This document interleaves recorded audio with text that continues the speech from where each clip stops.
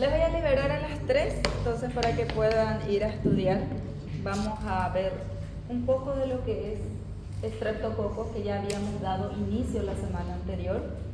Y quedaron todos con la boca abierta porque parece que no comprendieron nada, porque se quedaron mirando qué está diciendo, qué idioma habla. Bueno, voy a hacer un pequeño repaso entonces para que quede un poquito más claro algo de lo que no haya quedado. Y si quieren consultar, entonces consultan. Y continuamos con las enzimas. Cuando hablamos de Streptococcus, entonces hablamos de un grupo de bacterias que corresponden a cocos gram positivos. Así como su nombre lo dice, al ser cocos gram positivos, se tiñen con la coloración de gram de color violeta. Ellos están alineados como si fueran collar de perlas.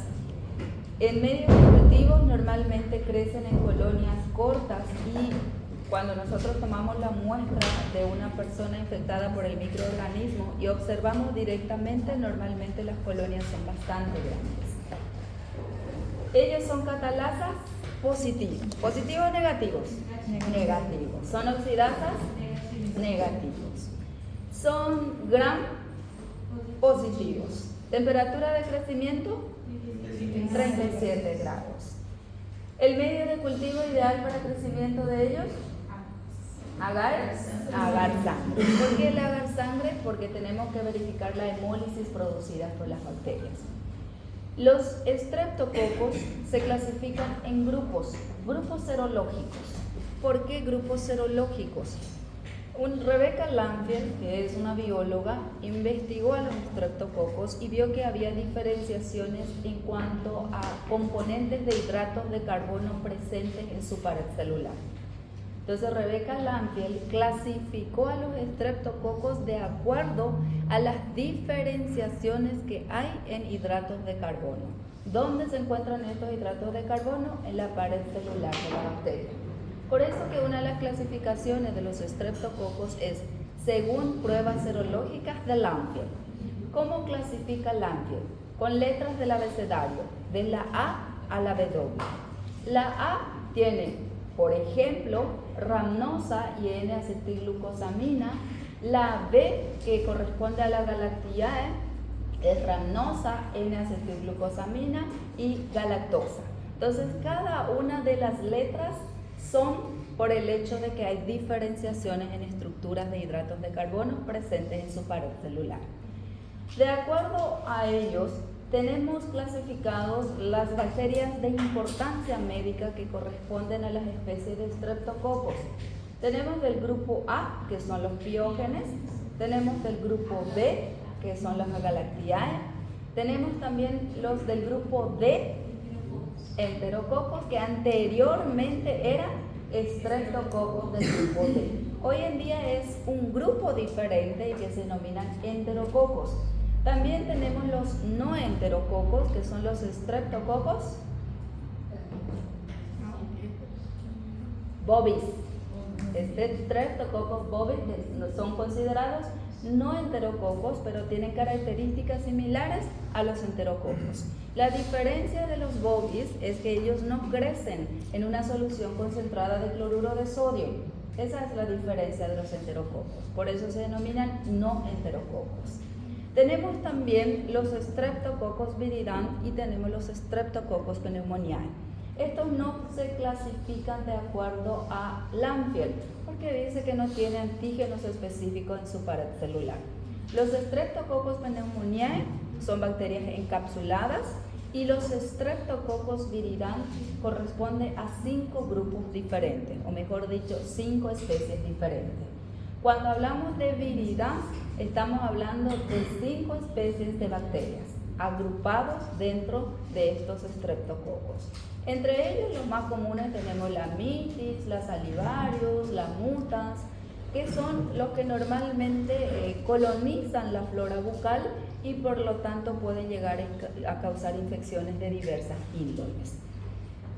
Vamos a ver entonces Streptococcus piógenes, que son las bacterias consideradas de mayor importancia. Primero tenemos que hablar de criterios de clasificación. Ese criterio de clasificación inicialmente eran 3. Era hemólisis, bioquímicos y serológicos. En cuanto a serológicos, se tienen en cuenta los componentes de la pared celular, hidratos de carbono presentes en su pared celular. Ahí se hace la clasificación de la A la W. Luego tenemos propiedades bioquímicas. ¿Qué significa eso? Que tenemos que hacer pruebas bioquímicas específicas para determinar la especie. ¿Cuáles son? Catalasa, oxidasa, bacitracina, octoquina, crecimiento en cloruro de sodio, bilis esculina. Entonces esas son pruebas bioquímicas. Y luego tenemos propiedad hemolítica. Ahí tenemos alfa hemolíticos, beta hemolíticos y gamma hemolíticos. ¿Qué es alfa hemolítico? Alfa, parcial. Beta, total. Y gamma, ausencia de hemólisis. Entonces, hoy en día, para simplificar estos criterios, tenemos dos clasificaciones generales. Todos aquellos que producen hemólisis total, también se hace la clasificación de acuerdo a criterios serológicos de Lanphier. Todos los que producen hemólisis parcial y no producen hemólisis, la identificación también se realiza por pruebas bioquímicas. Entonces, cuando hablamos de beta hemolíticos que producen hemólisis parcial, significa que podemos buscar a la bacteria por medio de cultivos, como así también por pruebas serológicas, buscando anticuerpos específicos formados contra enzimas específicas liberadas por las bacterias. Y cuando hablamos de hemólisis parcial y no hemolíticos, solamente se puede realizar la identificación a través de cultivos y pruebas bioquímicas. Entonces yo no puedo extraer sangre de mi paciente y buscar anticuerpos formados contra este microorganismo. Entonces hoy en día tenemos dos criterios principales: beta hemolíticos y serología, alfa y gamma hemolíticos y pruebas bioquímicas. Lo que significa que los alfa y beta hemolíticos no se puede identificar por propiedades serológicas. No puedo buscar en mi paciente anticuerpos formados contra estos microorganismos. Eso es lo que habíamos visto la semana anterior y que se quedaron mirándome diciendo qué está diciendo la profesora. ¿Verdad? Sí. Bueno, todos quisieron renunciar a la medicina la semana pasada, o la mayoría. Ahora esta semana, está empezando recién, no se preocupen por eso. Bueno, vamos a ver los Streptococcus pyogenes inicialmente.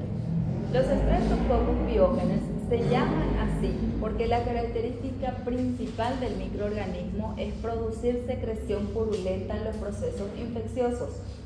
Colonizan la zona orofaringe. Y las patologías que ellas causan pueden ser de orden respiratorio, de orden epitelial y puede ser también bacteremias, y como consecuencia también pueden llegar a sufrir sepsis o otras patologías el paciente infectado por el microorganismo. Entonces son respiratorias, dérmicas o infecciones de la piel y partes blandas, y posteriormente ya tenemos las infecciones post-estreptocócicas. ¿Cuáles son las infecciones post-estreptocócicas de importancia médica? Fiebre reumática y glomerulonefritis. No significa que sean las únicas, pero las más comunes son fiebre reumática y glomerulonefritis. Las de orden respiratoria: amigdalitis, faringitis, faringoamigdalitis y neumonía. Y las de las partes blandas y piel: impétigo, celulitis, erisipela, forúnculo más bien de los estafilococos, escarlatina.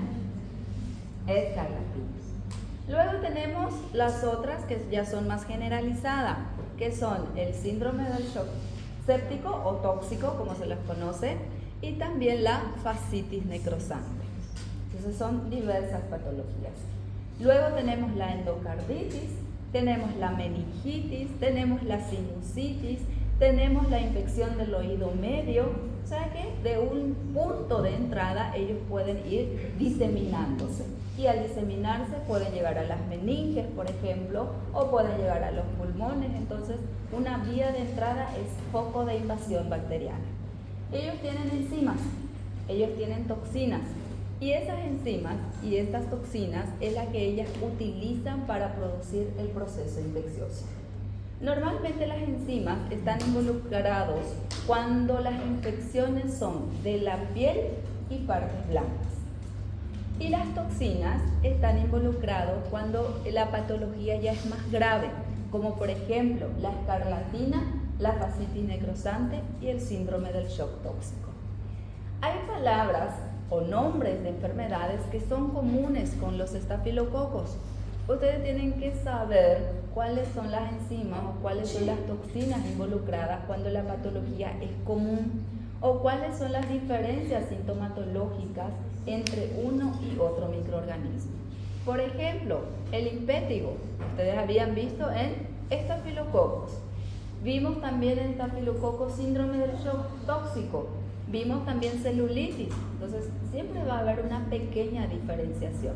A veces clínicamente es muy difícil distinguir, entonces la única forma en que ustedes van a poder distinguir es solicitando pruebas diagnósticas específicas. Y la principal siempre es cultivo. La ventaja que van a tener responden al mismo tratamiento.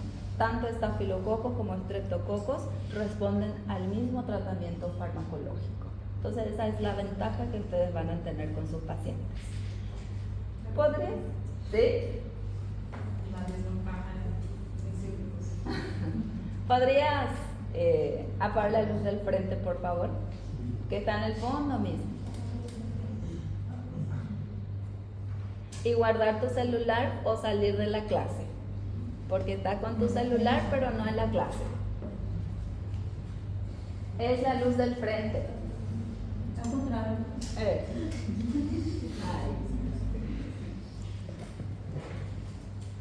Bueno, todas. Una cosa que me olvidé de decirles. ¿Cuál es la principal proteína presente en los estreptococos? La proteína M. La proteína M es un factor de virulencia, un factor de antigenicidad y así también representa un factor de adhesión. Entonces la proteína M es la principal proteína que se encuentra en los estreptococos pyogenes. También encontramos otras proteínas, la proteína R, la proteína T. Esta proteína R, la proteína T, sirven para adherencia, para que la bacteria se adhiera a la célula epitelial de su huésped y posteriormente utilice sus enzimas para poder introducirse y diseminarse en el huésped. Entonces, cuando vemos proteína M, proteína R, proteína T, estamos viendo factores de adhesión. Viene una bacteria determinada, utiliza estas proteínas, se adhiere a su huésped. Además, hay otro factor de adhesión que es el ácido lipoteicoico. Este ácido lipoteicoico también sirve para adherirse al huésped. Entonces, posterior a ello, ya utiliza las enzimas específicas. Tiene dos hemolicinas, la streptolicina O y tiene también la streptolicina S. Son enzimas que se encargan de degradar eritrocitos, leucocitos y plaquetas y de esa forma diseminarse en el huésped. Luego tenemos otras enzimas que son la ADNasa, la hialuronidasa, la streptosinasa y la C5-peptidasa. Entonces cada una de ellas tiene una función determinada. También tienen toxinas. La toxina presente en ella se llama exotoxina pirogénica, que también se conoce como exotoxina eritrogénica. Tenemos 4 toxinas pirogénicas, que son la A, la B, la C y la F. ¿En qué patologías están involucrados? Escarlatina, síndrome del shock tóxico, fascitis necrosante, y la B está involucrada en una enfermedad que se llama glomerulonefritis post-estreptocócica. Entonces, la A, la C están involucrados en escarlatina y síndrome del shock tóxico. La B, glomerulonefritis. Y la F, escarlatina, síndrome del shock tóxico y fascitis necrosante. Entonces, esas son las diferenciaciones en cuanto a toxinas. Tienen menos toxinas que los estafilococos, tienen menos enzimas también que los estafilococos. Entonces, normalmente estas enzimas sirven para dañar células epiteliales presentes en la piel. Además de ello, sirve para que ellos puedan diseminarse en el huésped. Por ejemplo, la ADNasa, su función principal es despolimerizar el ADN. Al despolimerizar el ADN, voy a ir mostrándole ya.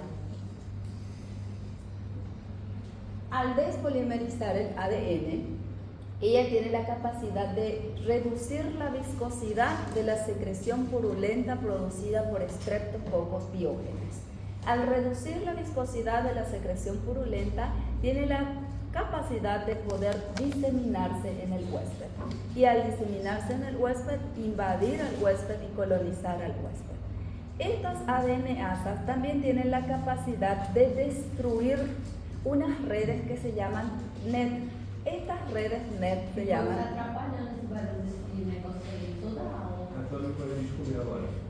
Não, mas tem barulho que atrapalha. Toda água não dá para tirar do pacote. El ADNasa, además de reducir la viscosidad de la secreción purulenta, ¿qué hace? Destruir las redes extracelulares de neutrófilos. Cuando los neutrófilos van a fagocitar a las bacterias, forman unas redes y dentro de esas redes engloban a las bacterias para poder ser fagocitadas. Entonces, al destruir esa red que forman los neutrófilos, ellas no son atrapadas por los mismos y no son fagocitados por los neutrófilos. Entonces, la función de la ADNasa es destruir redes extracelulares de neutrófilo y de esa forma evitan ser fagocitados por los neutrófilos. Reducen la viscosidad de la secreción purulenta y de esa forma se consigue diseminarse en el huésped. También evita la acción de antibióticos y antiinflamatorios. La ADNasa es una prueba laboratorial que se utiliza para poder diagnosticar infecciones estreptocócicas de orden epitelial o infecciones de la piel y partes blandas, como así también sirve para poder identificar infecciones postestreptocócicas. ¿Cuáles son esas infecciones postestreptocócicas? Nefritis y fiebre reumática. Entonces la ADNasa forma o es una enzima que tiene un factor antigénico, que significa que forma anticuerpos en respuesta a la presencia del microorganismo. Por ese motivo que yo puedo extraer sangre de mi paciente y buscar anticuerpos formados por Streptococcus pyogenes. Y la prueba laboratorial se llama anti-ADNasa. Entonces busca anticuerpos anti-DNasa. Luego tenemos la streptocinasa. ¿Qué hace la streptocinasa? Destruye coágulos sanguíneos. Sí. Profe, este exame é mais frequente ser localizado em piel? No, se puede utilizar también para determinar infecciones respiratorias, pero es más común en piel. ¿Por qué? Porque la enzima involucrada se utiliza para que la bacteria se disemine en secreción purulenta. Como las vías respiratorias también producen secreción purulenta, entonces también se puede utilizar para determinar infecciones respiratorias. Solamente que para infecciones respiratorias la prueba más común es el ASLO. Entonces, normalmente nosotros para respiratorias utilizamos ASLO y para piel y partes blandas utilizamos anti-DNasa. Pero la anti-DNasa también se puede utilizar para orden respiratorio. Pero la ASLO no sirve para piel y partes blandas.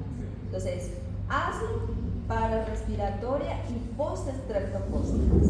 Anti-DNasa sirve para piel y partes blandas, respiratorias y postestreptocócicas. Pero más comúnmente es anti-DNasa para piel y partes blandas y respiratorias ASLO. Sí. ¿ASLO siempre se hace con el suero? Siempre se hace con el suero. ¿Se puede hacer con, cómo se dice, catarro? No. Si va a ser catarro, tiene que ser cultivo. Porque lo que yo quiero buscar es anticuerpos anti-streptolicina O. Entonces, si yo quiero buscar anticuerpos, tengo que tener suero. Lo mismo, yo quiero buscar anticuerpos anti-DNAsa. Y para buscar anticuerpos tengo que tener suero. Do sangue, prof? Igual quando retira o soro do sangue? Cuando nosotros sacamos sangre, obtenemos sangre total. Después nosotros, si queremos clasificar, normalmente nosotros siempre trabajamos con suero, porque la mayoría de los reactivos están estandarizados para sueros. Si le agregamos anticoagulante, luego de centrifugar, nosotros obtenemos plasma. Si no le agregamos anticoagulante, luego de centrifugar, obtenemos suero. La fibrina en el suero se encuentra en la interfase. Ustedes ya hicieron extracción sanguínea. Bueno, y vieron una parte blanquecina en la interfase. Esa es fibrina, que retiene el coágulo en la parte inferior. Sin embargo, en el plasma, la fibrina está inmersa en toda la estructura. Entonces, esa es la diferencia entre suero y plasma. El profesor explicó eso na aula. ¿Explicó? Sí. Bueno, entonces, estreptocinasa, ¿qué es? Es una enzima que se encarga de degradar coágulos sanguíneos. ¿Para qué degrada coágulos sanguíneos? Para diseminarse en el huésped. Para degradar coágulos sanguíneos, tiene que degradar la malla de fibrina que está formando o se está formando encima del coágulo. Y para degradar ese coágulo de fibrina, tiene que primero activar el plasminógeno para que esto active a la plasmina, y la plasmina tiene la capacidad de degradar los coágulos de fibrina. Entonces, de esa forma es que se produce la degradación de los coágulos sanguíneos y la diseminación del microorganismo. ¿En qué enfermedad está asociado? Celulitis, fascitis necrosante y síndrome de shock séptico o tóxico. Entonces, las tres patologías sirven para diseminación del microorganismo. Esta es la que ya les expliqué. Hialuronidasas. ¿Qué hacen las hialuronidasas? Degradar ácido hialurónico. ¿Dónde tenemos ácido hialurónico? En la piel. Entonces, al degradar el ácido hialurónico, al romper el ácido hialurónico, ella va a penetrar en el huésped. Además de penetrar en el huésped, va a diseminarse en el huésped. ¿Qué bacterias tienen hialuronidasa? Los Streptococcus pyogenes y los Streptococcus agalactiae. Entonces, en cualquiera de las dos patologías, yo puedo buscar anticuerpos anti-hialuronidasa. Oye, ¿verdad? Entonces, si yo quiero buscar anticuerpos anti-hialuronidasa, ¿qué muestra necesito? Sangre, porque yo quiero buscar anticuerpos. Entonces, suero de mi paciente. Entonces, ahí vemos que Streptococcus agalactiae tiene hialuronidasa. Entonces, cuando yo quiero determinar la presencia de agalactiae, yo también puedo extraer sangre de mi paciente y buscar anticuerpos anti-hialuronidasa. Entonces, sirve tanto para piógenes como para agalactiae. ¿En qué patología está asociado? Celulitis, fascitis necrosante y septicemia. Entonces, en estos casos sirve para invasión bacteriana. En la septicemia normalmente es para invasión de la bacteria a nivel sanguíneo. Y en la celulitis y fascitis necrosante, invasión de tejidos subcutáneos. Fascitis necrosante normalmente ya es tejido subcutáneo, tejido adiposo y músculo. Ya es mucho más profundo. Por eso que la fascitis necrosante se hace para el tratamiento desbridamiento quirúrgico. Se debe de abrir la zona infectada, retirar toda la musculatura infectada y hacer el antibiótico terapia de elección. Si no se hace desbridamiento quirúrgico y eliminación de la musculatura afectada, no hay forma de recuperar al paciente. Y eso puede llevar a un síndrome del shock tóxico y a la muerte del paciente en menos de 48 horas.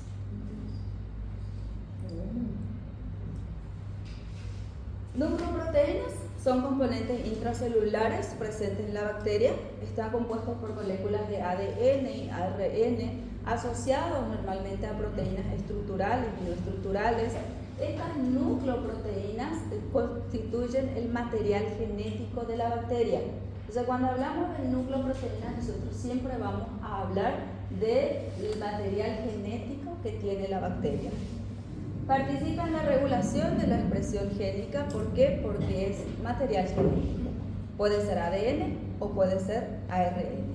¿En qué patología es importante? En una patología que se llama fiebre reumática, que es una infección post-estreptocócica.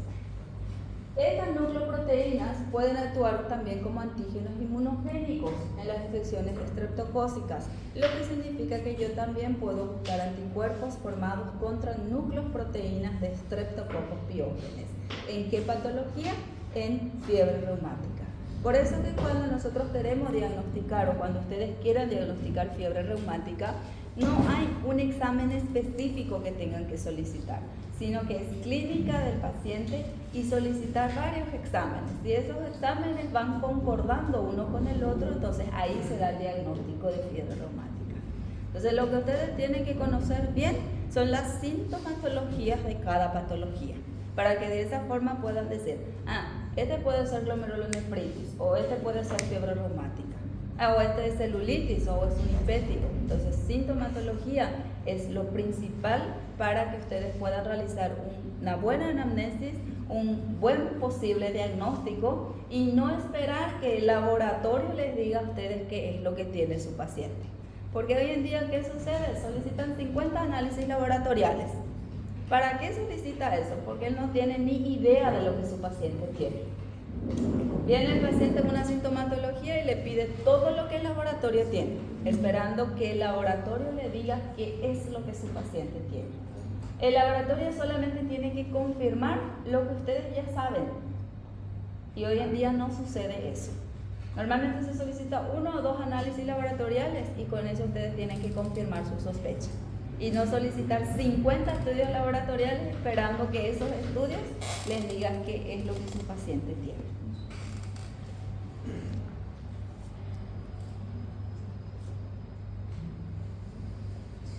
Streptolicina O, ya habíamos visto, ustedes ya hicieron la práctica de ella, es el ASLO, el anticuerpo anti-streptolicina O, se forma en respuesta de la streptolicina O.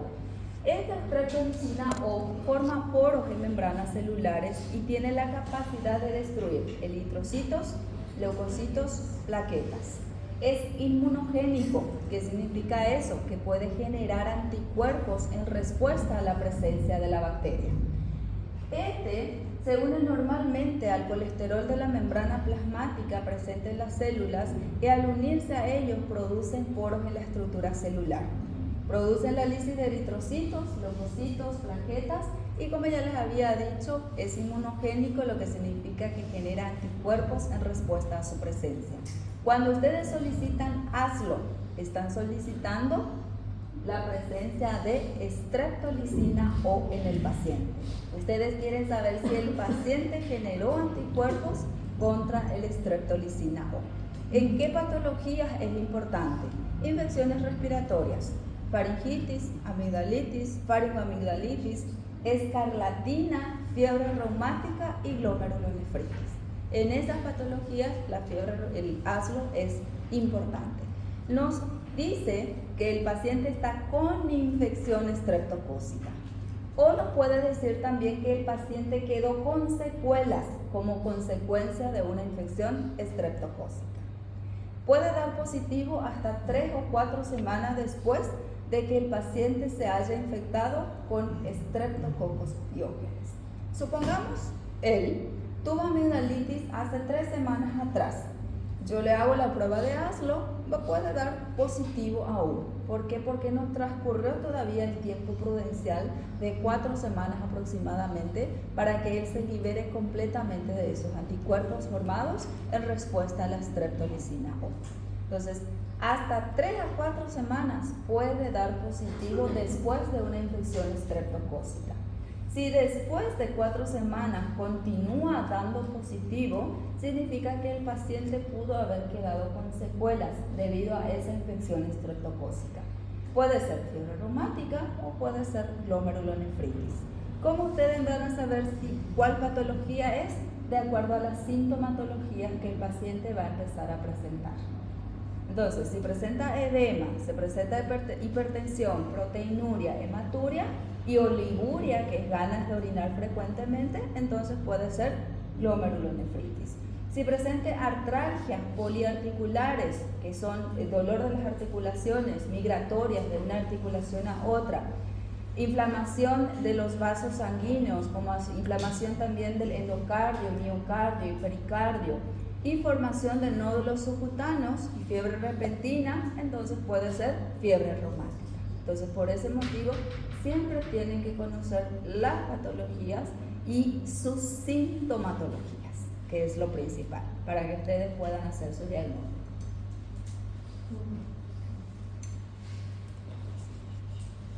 Bueno, aquí tienen todo lo que les había mencionado.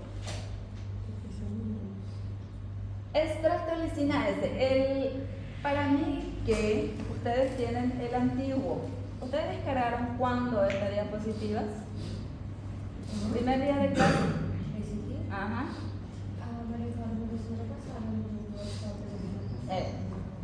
Hay una nueva diapositiva. No sé si coincide con la que ustedes tienen.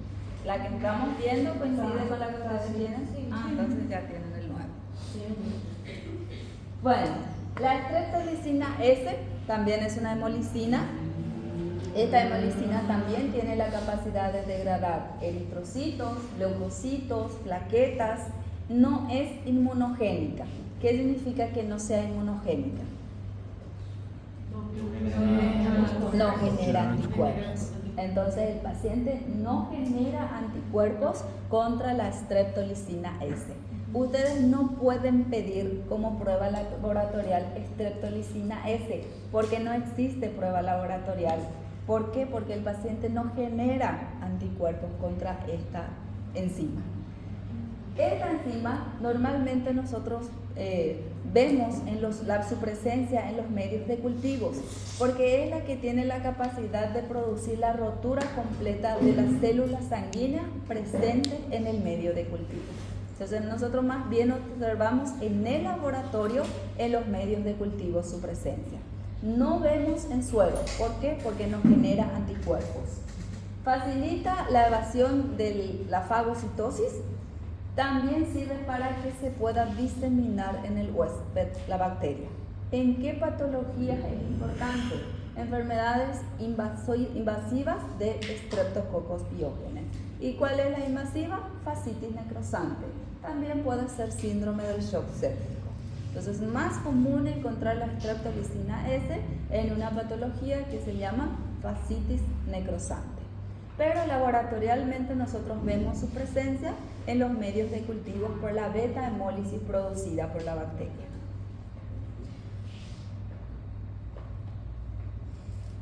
Exotoxinas pirogénicas.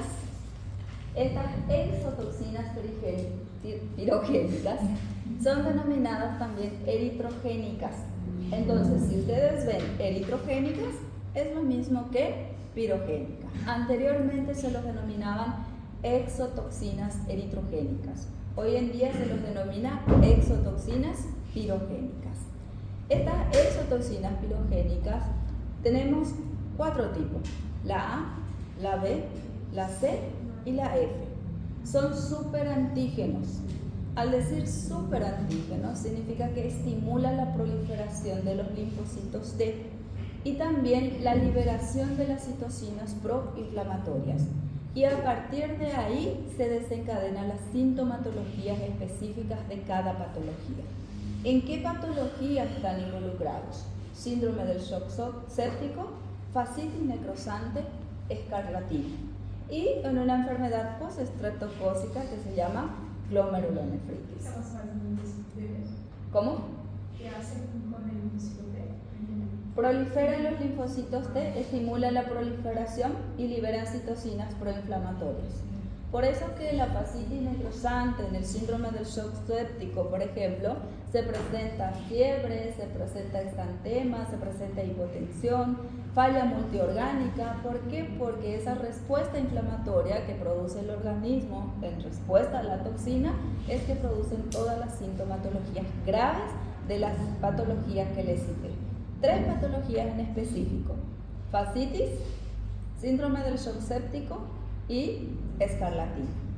La A la C y la F están involucrados en fascitis o no. Como les dije al principio, síndrome del shock tóxico y escarlatina.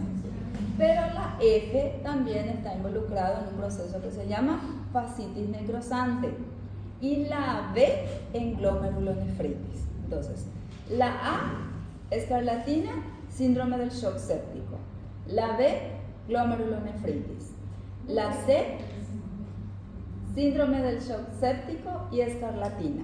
Y la F, escarlatina, síndrome del shock séptico y fascitis necrosante. ¿Se perdieron? Sí. Hacer una máquina. La A, ¿qué patología? Síndrome de shock. Y escarlatina. La B, glomerulonefritis. La C, Síndrome de shock tóxico y escarlatina. no, la F son 3. Escarlatina y síndrome del shock séptico. La C. Y la F, además de las dos anteriores, fascitis necrosante. ¿Por qué? Porque dice, tiene funciones similares a la A y a la C. ¿Y qué función tiene la A y la C? Estar involucrados en patologías como escarlatina y síndrome del shock séptico. Entonces, si está involucrado en esas patologías, a eso le tienen que sumar fascitis necrosante.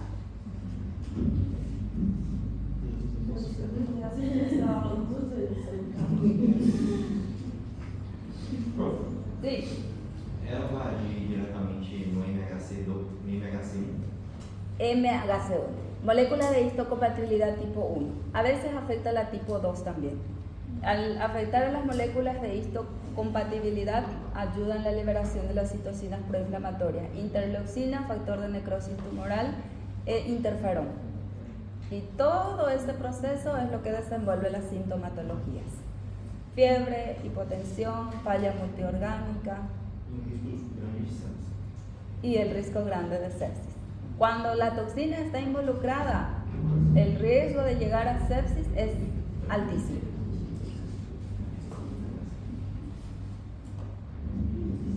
Bueno, aquí está todo lo que les dije, así que pueden ir leyendo. Estreptococos piógenes y sus patologías. ¿Quedó claro lo que les mencioné hasta ahora? Muy 50%. grande, ¿verdad? Ahora, cuando hablamos de síndrome del shock tóxico, estafilocócica, ¿qué toxina está involucrada? Toxina del síndrome del shock tóxico tipo 1. Cuando hablamos del estreptococos, Oxidativa pirogênica. exotoxinas pirogénicas. Exotoxinas pirogénicas. De ahí empieza la diferenciación entre uno y otro síndrome del shock séptico. Luego van a tener también otra diferenciación cuando hablamos de síndrome del shock séptico en estafilococos. ¿Cuál es el principal mecanismo de actuación de la toxina? ¿O cómo una persona puede llegar a tener síndrome del shock séptico? Principalmente Síndrome de shock tóxico. por estafilococo. ¿Cómo yo puedo adquirirlo? Estafilococos por decís del shock tóxico. Ujú. Primero necesita de la toxina. Sí, otro. ¿Cuál es el mecanismo principal que el paciente se llega a síndrome del shock tóxico o séptico? ¿Cuál es la puerta de entrada? Principalmente uso de tampones. En los estreptococos, cualquier trauma puede desembocar en síndrome del shock séptico. Yo me produjo un corte en el pie, se introduce la bacteria y si tiene la toxina, desemboca en un síndrome del shock séptico. Yo hice una cirugía, se introduce la bacteria que tiene la toxina, desemboca en síndrome del shock séptico. Una erisipela puede llegar a una celulitis, esa celulitis, si no se trata de forma correcta, desemboca en síndrome del shock séptico. Profe, en el caso es más fácil que sea por el tampón porque la bacteria ya está presente. Ya está presente, por eso que es una de las principales formas. Por eso no es muy común ver síndrome del shock séptico producida por aureus. ¿Por qué? Porque la vía principal es por el tampón, por la zona mismo donde ya está presente la bacteria. Y es muy común ver síndrome del shock séptico producido por estreptococos. ¿Por qué? Porque los estreptococos están en el ambiente en general. Yo me produzco un corte, no cuido ese corte, entonces puede ir proliferando, llegar a la sangre y empezar a producir las sintomatologías del síndrome del shock séptico. En el libro hay un caso clínico que habla de un hombre que fue arañado por su pastor alemán en el brazo, un perro pastor alemán. Al día siguiente, él empezó a sentir malestar general. Al sentir malestar general, fue hospitalizado. Cuando le abrieron la zona donde estaba arañado, encontraron secreción purulenta ya debajo del tejido subcutáneo, en menos de 10 horas. Posterior a eso, ella empezó a sentir fiebre, malestar general, hipotensión. Fue a parar en terapia intensiva. En terapia intensiva sufrió falla multiorgánica y en 3 días falleció como consecuencia. Entonces es de progresión rápida. Él se fue rápidamente al centro hospitalario. Aparentemente no tenía un arañazo abierto, sino que estaba cerrado. Solamente que a las 10 horas aproximadamente empezó a drenar una secreción purulenta a través de ella, pero ya había invadido tejido subcutáneo. Entonces, a través de ese arañazo se introdujo la bacteria tenía la toxina pirogénica y eso fue desencadenando todo el proceso posterior. ¿Cuáles son algunas señales que podemos saber antes de que la persona llegue a un estado más severo? Lo que pasa es que con el síndrome del shock séptico la progresión es rápida. Puede ser que aparentemente no veas nada de diferente. Puede ser que veas una edema o una exantema, pero el paciente empieza a presentar febrícula o fiebre, empieza a tener malestar, se siente mareado, empieza a tener hipotensión. Entonces, esos son inicios de lo que es el síndrome del shock séptico. En este caso que la herida estaba subcutánea, podría ser que tuve una fascitis necrosante. Bueno, en realidad pudo haber sido una fascitis necrosante, pero el libro dice que 10 horas después del arañazo ella llegó al centro hospitalario. Entonces, a través de esa herida se introdujo el estreptococo que tenía la toxina. No todos los estreptococos tienen esa toxina, solamente algunas cepas. Entonces, si tuviste la mala suerte de que justo se introdujo una bacteria que tiene esa toxina, entonces eso te lleva al síndrome del shock séptico. ¿Y toda la fascitis necrosante tiene esa evolución? No siempre, no siempre. Si llegaba a un desbridamiento quirúrgico, Eu tive. sí. E fiz biópsia.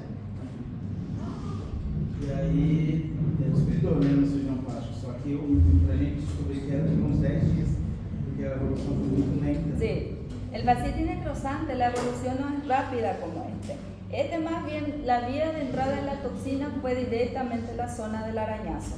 La fascitis necrosante es más lenta. ¿Por qué? Porque tiene que ir dañando tejido, capas epiteliales, luego tejido subcutáneo y tejido muscular.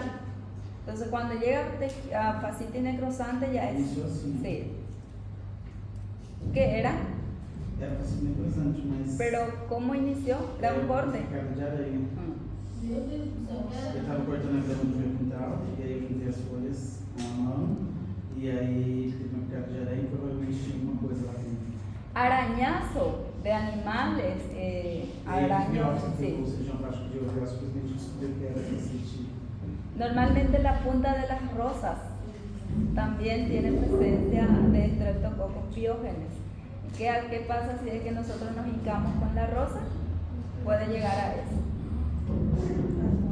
Mas no caso do corte, foi porque mais foi no sangue, né? Bacteriêmia, não foi? Aí quando foi no sangue foi muito mais rápido. A outra tem que fazer comer o tecido para ter. Tiene que eliminar todo el tejido infectado. Foi um sujão Hay un alumno de otra sección que también tuvo fascitis necrosante, pero su caso fue muchísimo más grave, porque en su caso particular, él perdió toda la musculatura del pecho.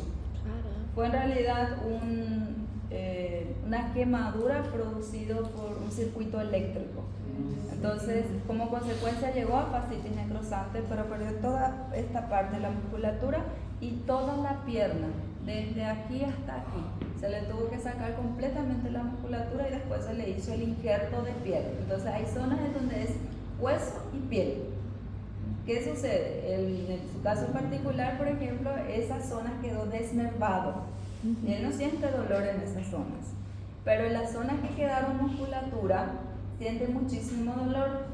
Entonces hay un rompimiento del nervio ahí. Entonces en ciertas zonas quedó acumulado.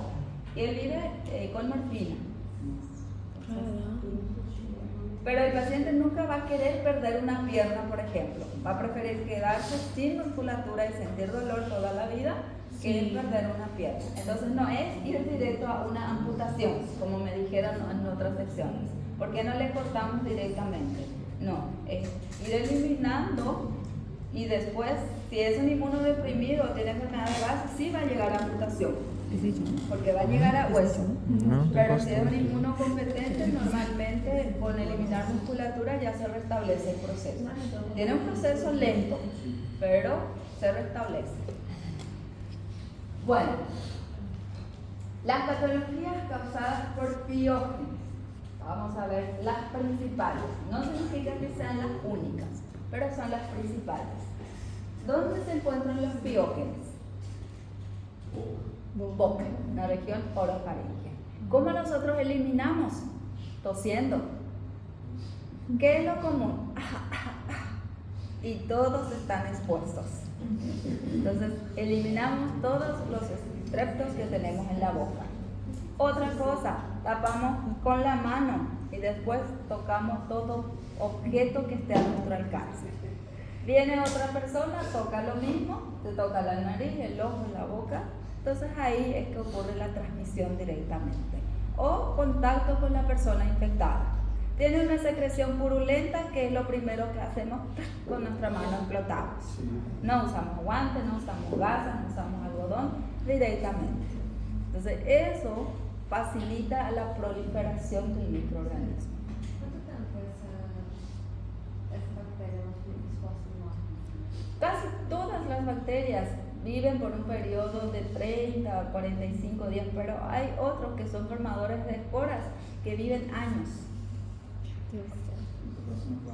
Todos os formadores de esporas levam anos. Eu até levamos lá para o laboratório. Bueno, ¿qué patologías puede causar? Meningitis, otitis, sinusitis, amigdalitis, faringitis, neumonía. Puede llegar a causar erisipela, impétigo, puede llegar a causar celulitis, endocarditis, pericarditis, miocarditis, puede llegar a causar artritis, osteomielitis, mialgias y las infecciones fiebre puerperal también y sepsis neonatal. También tenemos infecciones postestreptocócicas. Las más comunes son glomerulonefritis y fiebre reumática. Pero también hay otra patología que se llama pandas. No es muy común, pero es una afección neurológica. Cuando un niño de entre 5 a 10 años aproximadamente suele tener amigdalitis recurrente y de la nada empieza a tener miedo de todo, miedo a perder a sus padres, miedo a perder objetos, miedo a estar solo en un lugar, puede ser que haya desarrollado una enfermedad autoinmune neurológica que se llama pandas. Entonces, siempre que ustedes vean niños que de la nada empiezan a tener miedo de todo, puede estar teniendo una patología que es consecuencia de una infección estreptocócica, principalmente amigdalitis. No es común, pero se ven casos. ¿Qué? No, tiene tratamiento y tiene cura, Profe, pero necesita antibiótico-terapia y medicamentos específicos para que los neurotransmisores actúen de la forma normal nuevamente. ¿eso pasa solo con niños o puede ser con No, adultos? puede ser con adultos, pero la cifra es mayor en niños. Por eso siempre se dice normalmente.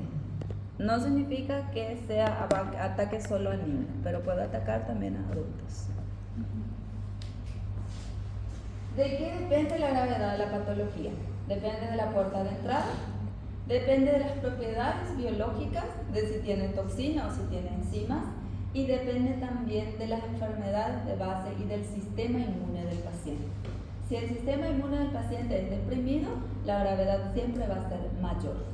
Si es inmunocompetente, menor. Si tiene enfermedad de base, mayor. Si no tiene enfermedad de base, menor.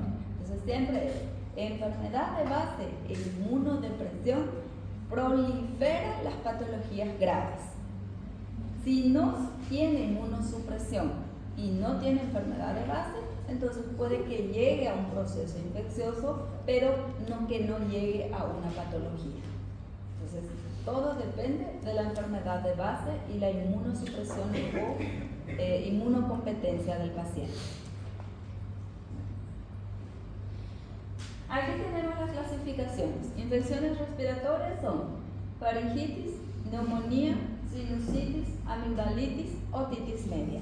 Ojo, una amigdalitis que sea causada por Streptococcus pyogenes puede llegar a la zona del oído medio y producir otitis media. De ahí puede llegar a las meninges y producir meningitis. Entonces es una invasión y al invadir va a ir atacando todo lo que está conectado el uno con el otro. Entonces, esta zona está conectada con el oído y el oído está conectado con las meninges. Puede llegar a causar sinusitis también. Entonces, si no se trata de forma correcta, cualquiera de las patologías va a ir buscando dónde diseminarse. Luego tenemos las infecciones de la piel, las más comunes: impétigo, erisipela, escarlatina y piodermitis. Tenemos las otras infecciones, que son la fiebre puerperal y septicemia neonatal. Y las infecciones post-estreptocócicas, que son la fiebre reumática y la glomerulonefritis. Si la fiebre reumática y la glomerulonefritis no se trata de forma correcta, desemboca a pancarditis, endocarditis, miocarditis, pericarditis. Entonces es como si fuera un ciclo. Si me paras aquí, entonces termino en una amigdalitis. Si no me paras, voy a ir para arriba o voy a ir para abajo. Pero voy a ir progresando porque voy a diseminar. A fiebre puerperal es consecuencia da... Momento del parto. En el momento del parto la bacteria se introduce en el útero y empieza a causar fiebre, causa hipotensión, causa distensión abdominal en la mama. Y en el recién nacido, en el momento en que se le corta el cordón umbilical, también la bacteria puede introducirse y causar septicemia neonatal. Entonces, este momento del parto es crucial para la mamá y para el bebé, porque ambos pueden llegar a morir como consecuencia de una Streptococcus pyogenes. En el bebé se introduce a través del cordón umbilical, en la mamá a través del parto del útero. Bueno, aquí tenemos las patogenias, las que son producidas con producción de secreción. Las más comunes son faringoamigdalitis, impétigo, erisipela, celulitis, ectima, linfadenitis, miositis y vulvovaginitis. Las menos frecuentes: fascitis necrosante, absceso faríngeo, sinusitis, neumonía, artritis, oftalmomielitis, meningitis, endocarditis y sepsis. Luego tenemos las que son producidas con producción de toxinas, que son la escarlatina, la más común, y la menos común, que es el síndrome del shock séptico. Y tenemos también las reacciones inmunológicas, que son las post-estreptocócicas, que son glomerulonefritis, fiebre reumática, artritis reactiva. las más comunes. Y las menos comunes tenemos el eritema nodoso y la pampas. La pampas es lo que ya les había explicado, que es afección neurológica. Ectima, les voy a mostrar. Esa es ectima. Empieza como una mácula, posteriormente se forma un exantema, una pústula. Esa pústula se rompe y queda como un agujero. Si eso no se trata, eso va a ir penetrando a capas más profundas. Puede llegar a zona muscular y de igual forma puede llegar a sepsis si es que el paciente es un paciente inmunodeprimido. Normalmente es única, puede ser múltiples, pero la característica principal es ese agujero y bordes bien delimitados. Parece mucho a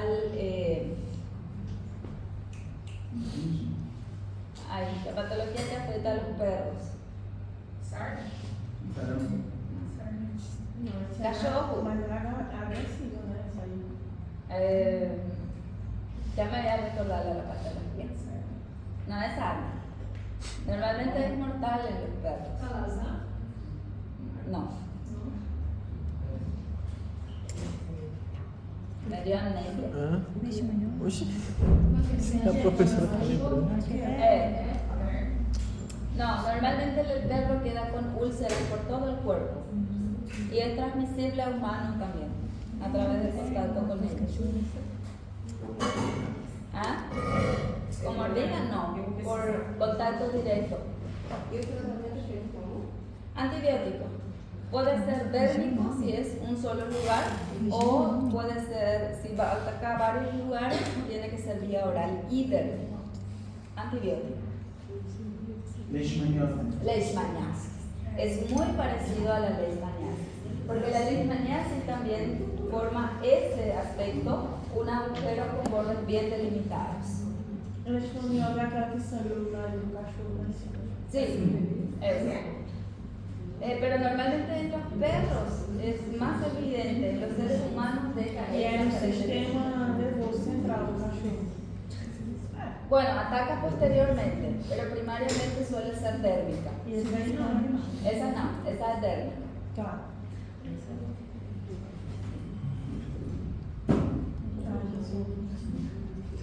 Bueno, aquí tienen las imágenes de las principales patologías. Esa que ustedes ven ahí se denomina angina o amigdalitis. La característica principal, formación de placas blanquecinas, y esas placas blanquecinas son secreción purulenta en donde encontramos abundante cantidad de streptococos piógenes. Esa, si no se trata de forma correcta, sube y produce otitis, sinusitis, meningitis. Sin baja, endocarditis, pericarditis, miocarditis, puede llegar a causar también neumonía y puede llegar a causar fiebre reumática y glomerulonefritis. Entonces, una simple amigdalitis puede desembocar en algo mucho más grave. Infecciones de la piel, impétigo es la más común. Ustedes ya habían visto impétigo causado por estafilococos, tienen las mismas características clínicas. Se forma una mácula, posteriormente se forma un exantema, una pústula. Esa pústula posteriormente se rompe, se forma una costra. Esa costra se desprende y la resolución es espontánea. Demora entre 5 a 10 días aproximadamente para que se produzca la cura del paciente. Estos dos normalmente no llegan a una sepsis. Normalmente, no significa que no lleguen. ¿Qué? Estomatite aftosa. É da purulenta também? É aquela.